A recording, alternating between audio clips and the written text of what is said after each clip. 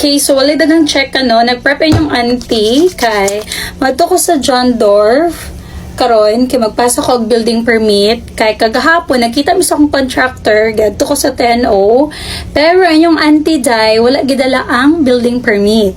So yes, madto ko karon akong ipasa ang building permit para ilahan na dayong mapirmahan and all kay dili maka-start og trabaho ang mga trabahante kay wala pay building permit. So need na siya og building permit ipasa pud tong site plan para ma-approve sa engineer para maka-start na pud og trabaho inyong mga trabahante. So dili tad basta-basta makapa-renovate guys kung wala kay building permit.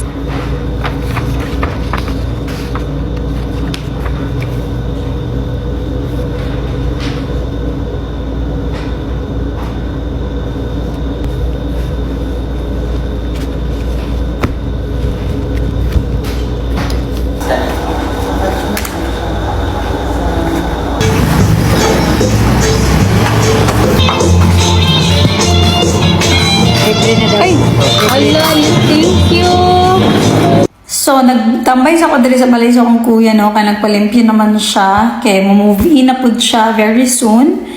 So, yes, napasa na ako ang permit, ang plan, ang waiver, ang construction bond. So, magulat na lang dayon once ma-approve, magulat na lang dayon og link nga i-send nila sa email para makabayad na din sa atong construction bond para mahatag na din nila ang building permit.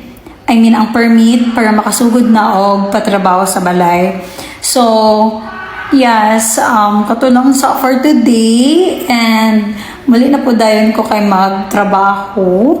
So, kudkud jud kay ingon pa nila kung ang imuhang balay budget ka og pila sa imong renovation, expected jud nga mula pas pagidaan kay naging mga